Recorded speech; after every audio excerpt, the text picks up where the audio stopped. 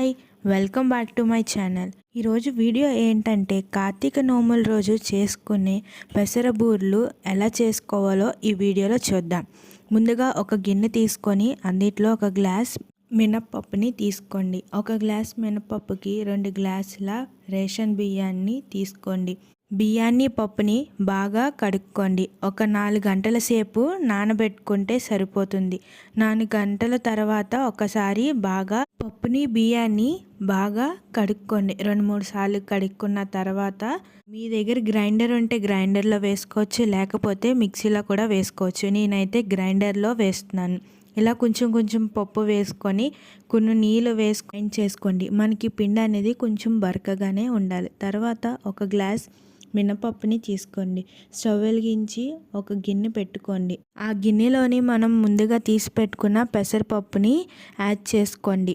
మనం పెసర్లని మనం దగ్గరుండే చూసుకోవాలి.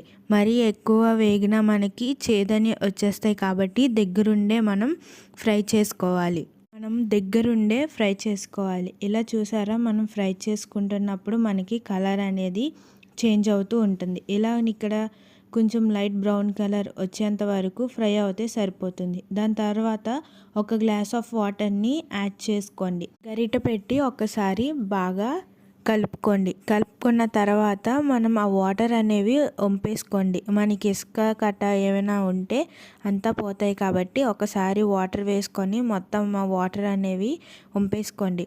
వంపుకున్న తర్వాత మళ్ళీ ఇంకో గ్లాస్ ఆఫ్ వాటర్ని యాడ్ చేసుకున్న తర్వాత మంటని హై ఫ్లేమ్లో పెట్టుకోండి. ఇలా మనకి ఇలా ఉడకడం స్టార్ట్ అవుతుంది. ఇలా ఉడికేటప్పుడే మనం మూత పెట్టుకుంటే మనకి కొంచెం ఫాస్ట్గా అవుతుంది కాబట్టి మూత పెట్టుకోండి. ఒకసారి మూత తీసి బాగా కలుపుకోండి. ఇలా కలుపుకున్న తర్వాత ఒక పెసరపప్పుని తీసుకొని చూసుకోండి. ఇక్కడ చూస్తున్నారు కదా, ఇలా నొక్కగానే కొంచెం మెత్తగా అయిపోయింది కాబట్టి మనకి ఇలా అవుతే సరిపోతుంది. పప్పుని ఇలా ఉడికించుకుంటే మనకి బూరెలు అనేవి పర్ఫెక్ట్గా వస్తాయి. ఇలా ఉడికిపోయిన తర్వాత మనకి ఇంకా ఎక్సెస్ ఆఫ్ వాటర్ ఏమైనా ఉంటే మొత్తం స్ట్రైన్ చేసుకొని ఇంకోసారి మనం స్టవ్ మీద పెట్టుకొని ఇంకొంచెం సేపు ఫ్రై అవ్వనివ్వండి. వాటర్ అంతా పోయిన తర్వాత స్టవ్ ఆఫ్ చేసేయండి. స్టవ్ ఆఫ్ చేసుకొని బాగా చల్లారి పెట్టుకోండి. ఇప్పుడు మనం ముందుగా వేసుకున్న పప్పుని చూద్దాం. ఈ పప్పు ఇలా వెలుగుతున్నప్పుడే కొంచెం బెల్లాన్ని కూడా వేసుకోండి.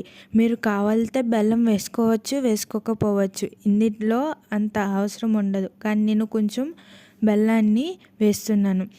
ఇలాగా కొంచెం బరకగా ఉన్నంత వరకు వస్తే సరిపోతుంది. ఇలా మొత్తం పిండిని ఒక గిన్నెలోకి తీసుకోండి.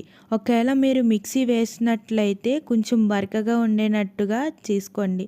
మిక్సీ వేసిన తర్వాత 1 గంట సేపు నానబెట్టి ఇప్పుడు మనం ముందుగా చల్లారి పెట్టుకున్న పెసరపప్పుని మిక్సీలో వేసుకొని కొంచెం కచ్చాబచ్చాగానే గ్రైండ్ చేసుకోండి. ఇక్కడ చూపిస్తున్నట్టుగా గ్రైండ్ చేసుకుంటే సరిపోతుంది. ఇక్కడ చూసారా, ఇలాగా పౌడర్గా ఉండాలి. మనం వాటర్ అనేది అసలు యాడ్ చేయకుండా ఇలా పౌడర్ కింద గ్రైండ్ చేసుకోండి. పప్పునంతా గ్రైండ్ చేసి పెట్టుకోండి. దాని తర్వాత ఒక గిన్నె పెట్టుకొని అందులో ఒక గ్లాస్ ఆఫ్ బెల్లాన్ని వేసుకోండి. బెల్లాన్ని వేసుకున్న తర్వాత కొంచెం నీళ్ళని యాడ్ చేసుకోండి. వాటర్ వేసుకున్న తర్వాత ఒకసారి బాగా కలుపుకోండి. ఇలా మనం హై ఫ్లేమ్లో పెట్టుకుంటే మనకి ఇప్పుడు మరగడం అనేది స్టార్ట్ అవుతుంది. మొత్తం బెల్లం కరిగేంత వరకు బాగా కరిగించుకోండి. కరుగుతున్న బెల్లంలోని 1 టీ స్పూన్ ఆఫ్ ఇలాచీ పౌడర్ని యాడ్ చేసుకోండి. ఒకవేళ ఇలాచీ పౌడర్ లేకపోతే యాలకులను దంచి వేసుకోండి. ఇలా యాలకుల పొడి వేసుకున్న తర్వాత ఒక్కసారి బాగా కలుపుకోండి. ఇక్కడ మనకి తీగ పాకం రావాలి. ఎలా చూసుకోవాలంటే ముందు ఒక దాంట్లో నీళ్ళు వేసుకొని మనం ఈ బెల్లం పాకం అనేది వేసుకుంటే మనకి కొంచెం ఉండ చుడుతున్నట్టుగా రావాలి. అలా వస్తే మనకి తీగ పాకం వచ్చినట్టు. అలా వచ్చిన తర్వాత మనం ముందుగా చేసి పెట్టుకున్న పెసరపప్పులోని ఆ పాకాన్ని కొంచెం వేస్తూ కలుపుకోండి.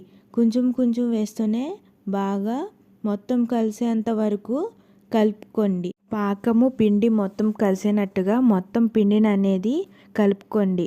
ఇలాగా చేత్తో కూడా ఒకసారి బాగా ప్రెస్ చేసుకుంటూ కలుపుకోండి. కలుపుకున్న తర్వాత ఆ పిండిని చిన్న చిన్న ఉండల కింద చుట్టుకోండి. మీకు ఏ సైజు కావాలితే ఆ సైజులో చుట్టుకోండి. చిన్నగా అయినా చుట్టుకోవచ్చు, పెద్దగా అయినా చుట్టుకోవచ్చు. ఇక్కడ నేను పెద్ద ఉండలు అనేవి చేస్తున్నాను. ఈ విధంగా మొత్తం పిండి అంతా ఉండలన్నీ ఇవి చేసి పెట్టుకోండి. ఇలా ఉండలు చేసుకున్న తర్వాత ఒక మూకిడి పెట్టుకోండి. ఒక మూకిడిలో డీప్ ఫ్రైకి సరిపడంత ఆయిల్ని యాడ్ చేసుకోండి. వేసుకున్న తర్వాత మనం ముందుగా పక్కకు తీసి పెట్టుకున్న పిండిని తీసుకోండి. ఆ పిండిలో కొంచెం ఉప్పుని యాడ్ చేసుకోండి. యాడ్ చేసుకున్న తర్వాత ఒకసారి బాగా కలుపుకోండి. ఇంకా చూసారు కదా, పిండి మరీ గట్టిగా లేదు, మరీ పలుచగా లేదు. ఇలా వస్తే మనకి పిండి అనేది కరెక్ట్గా వచ్చినట్టు. ఇప్పుడు ఆయిల్ హీట్ ఎక్కిందా లేదా అని కొంచెం పిండిని వేసి చూసుకోండి. అది ఇలా కొంచెం వెంటనే పొంగితే మనకి ఆయిల్ అనేది కట్ట హీట్లో ఉన్నట్టు. మనకి బూరెలకి ఆ హీట్ అనేది సరిపోతుంది. ఇప్పుడు మనం బూరెలు ఎలా వేసుకోవాలో చూద్దాం. మనం ముందుగా చేసి పెట్టుకున్న పెసరపప్పు ఉండలను ఉండ కనబడకుండా పిండితో మొత్తం క్లోజ్ చేసుకోండి. ఇలాగ 4 వేలతో తీసుకొని నూనెలో వేసుకోండి. అలాగే నెక్స్ట్ ఉండను కూడా అలా చేసుకొని నూనెలో వేసుకోండి. మన ఆయిల్ హీట్ బట్టి మనం బూరెలను వేసుకోవాలి. మరీ ఎక్కువగా వేసుకుంటే మనకి హీట్ సరిపోక సరిగ్గా బూరెలు రావు. కాబట్టి ఇలాగా ఒక్కొక్కటి వేసుకోండి. 2 నిమిషాల వరకు బూరెలను కదపకండి. 2 నిమిషాలు అయిన తర్వాత కింద నుండి బూరెలను కదపండి. 2 సైడ్స్ టర్న్ చేసుకుంటూ లైట్ గోల్డెన్ బ్రౌన్ కలర్ వచ్చేంత వరకు ఫ్రై చేసుకోవాలి. ఇక్కడ చూసారా, ఇలాగా 2 సైడ్స్ను బాగా ఫ్రై అవ్వాలి. బాగా ఫ్రై అయిన తర్వాత లైట్ గోల్డెన్ బ్రౌన్ కలర్ వచ్చిన తర్వాత ఓ పక్కకి తీసేసుకోండి. బూరెలు చాలా పర్ఫెక్ట్గా వచ్చాయి కదా, ఎక్కడ మనకి పూర్ణం బయటికి రాకుండా వచ్చాయి. అలాగే నెక్స్ట్ బూరెలను కూడా అలాగే వేసేసుకోండి. మొత్తం బూరెల్ని ఇలా వేసేసుకోండి. నెక్స్ట్ వేసుకున్న బూరెలు కూడా లైట్ గోల్డెన్ బ్రౌన్ కలర్ వచ్చేంత వరకు ఫ్రై అవుతే సరిపోతుంది. అవి కూడా లైట్ గోల్డెన్ బ్రౌన్ కలర్ వచ్చిన తర్వాత తీసేసుకోండి.